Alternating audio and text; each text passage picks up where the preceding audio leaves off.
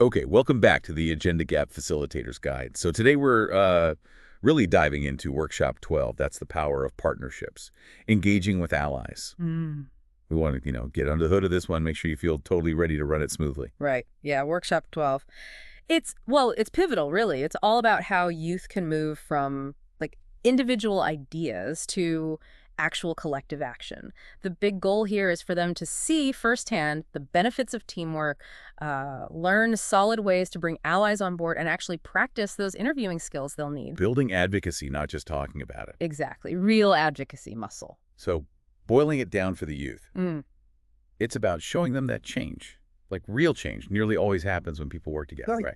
And knowing how to spot allies, build those connections. That's fundamental. Absolutely fundamental. They need those skills to push their campaigns forward. Okay, so before we even walk into that room, Mhm.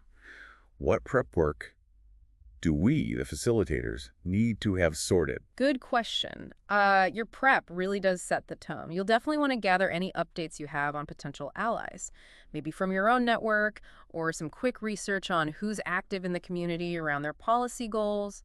Think broadly. Okay, so bring our own intel to the table. Yeah. And also, crucially, review the AWE evaluation results from the last session, the Agenda Gap Engagement Survey. Summarize that feedback. Sharing it is really valuable for the group, shows you're listening, shows progress. Right, right. Acknowledge their input. Yeah. Okay, prep done. Let's walk through the actual 2-hour flow. How does it kick off? So you start with a warm welcome, something personal, like asking about childhood dreams. Just gets things going. Nice. Then you connect and open by sharing that AWE survey summary you prepared. Highlight the positives, give some compliments. Build on the good stuff from last time. Exactly. Then a quick look back at their SMART goals. Where are they at? Any wins? Keep that momentum visible. Mm-hmm. And then look forward. This is where you share those potential ally updates you gathered. Okay, connecting the dots and then framing the main theme. Yeah, you frame it using the Together is Better Yeah. video. It really drives home that point about collective organizing building power, even when resources aren't, equal. Got it. Sets the stage nicely. So activity 1. Right. Activity 1 is assessing pathways to support.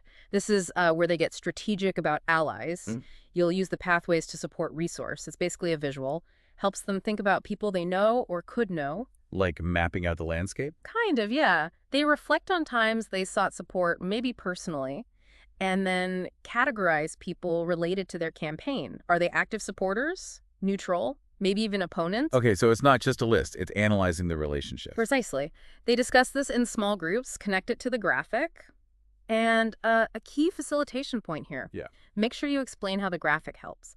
It's about focusing energy on active supporters, thinking about how to maybe sway the neutral ones. And maybe not spending too much energy on the active opponents. Exactly. Conserve that energy. Then get them listing potential active supporters for their policy goal up on a whiteboard. And we can add our suggestions here too. Absolutely. Add recommendations from your network. Then you help them prioritize who makes sense to contact first. Maybe someone knowledgeable, open to talking with youth. And encourage the youth to actually volunteer to make the contact. Yes. Offer support, of course, but encourage ownership. And another tip. If they're struggling to think of campaign allies, Fuck them. prompt them. Think about supportive adults generally. Sports coaches, teachers, mentors. Sometimes those connections spark ideas for policy allies too. Ah, good prompt. Yeah, Okay, so they've mapped out potential allies. What's activity 2? Sounds like it builds right on that. it does. Activity 2, ready for partnership, preparing for ally engagement, is all about gearing up for actually talking to a guest ally. Okay, the practical skills part. Right. You kick it off with the Finding Common Ground Jiro W video, gives them tips for productive conversations. Hero WO, like setting goals, reality, options, way forward, that framework. That kind of idea, yeah. Tips for positive interaction. Then, in small groups again, they brainstorm actual interview questions, like 3 to 5 good ones. Getting specific. Back in the main circle, you hear their questions. Then, show the 4 tips for an effective interview video. Okay, more resources. What do those tips help with? They help refine the questions, combine overlaps, make sure they're open-ended, not just yes-no. Getting deeper than surface level. Exactly. And grouping them logically, maybe personal background, role-specific questions, policy questions they prioritize for their specific guest. Makes sense? And then building an agenda. Yeah, that's a key step. Co-create a meeting agenda together. What needs to be in there? Pre-meeting check-in. Land acknowledgement. icebreaker. And having youth lead different parts of that agenda. Yes, builds so much ownership.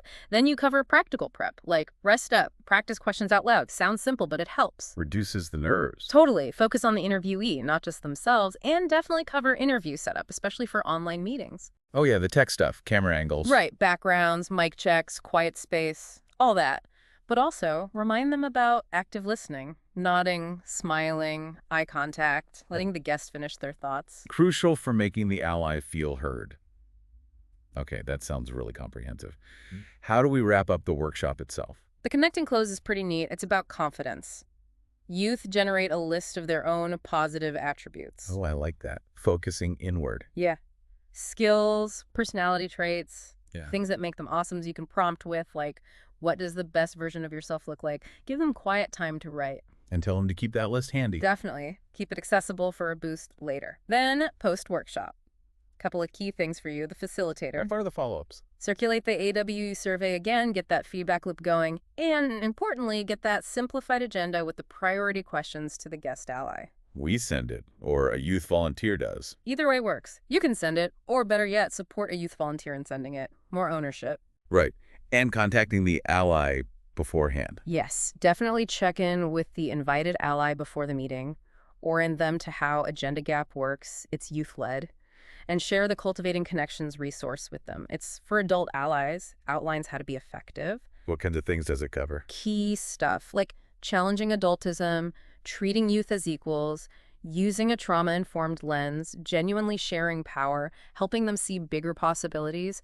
It sets expectations for a really positive interaction. That sounds incredibly useful for the ally, too. Oh. Okay, this feels really clear. So facilitators, you've absolutely got this. This deep dive should give you a solid handle on Workshop 12.